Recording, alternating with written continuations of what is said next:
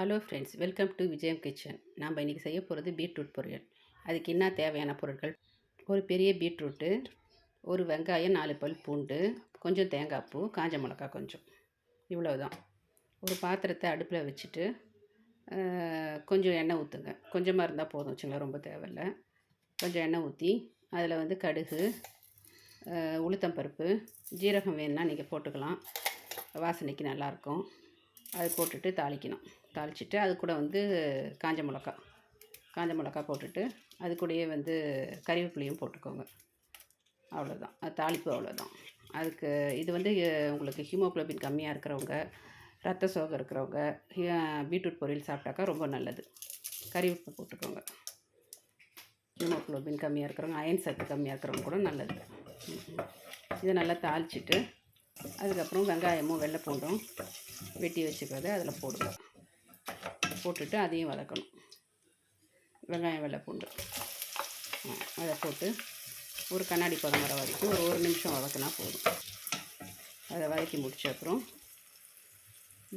வெட்டி வச்சுருக்கிற பீட்ரூட்டையும் போடுங்க. அவ்வளவும் ரத்தத்துக்கு நல்லது. பீட்ரூட்டை போட்டு நல்லா நல்லா எல்லாம் ஒன்றா வரா மாதிரி கிளறி விடுங்க. கிளறி விட்டுட்டு அது கூடயே மஞ்சத்தூள், கொஞ்சம் உப்பு போட்டுட்டு மறுபடியும் கிளறி விடுங்க.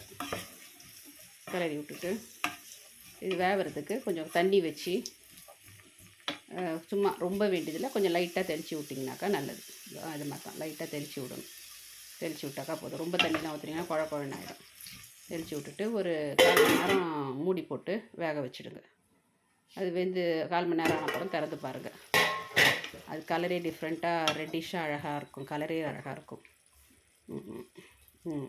இதுக்கும் கொஞ்சம் அழுத்தி பாருங்கள். அழுத்தி பார்த்தீங்கன்னா தெரியும் பீட்ரூட் வெந்திருக்குதா என்னான்னு சொல்லிட்டு. அதில் தேங்காய் பூ போட்டுக்கோங்க. தேங்காய் பூ விருப்பம் இருக்கிறவங்க போட்டுக்கலாம், தேங்காய் பூ டேஸ்ட் பிடிக்கிறவங்க.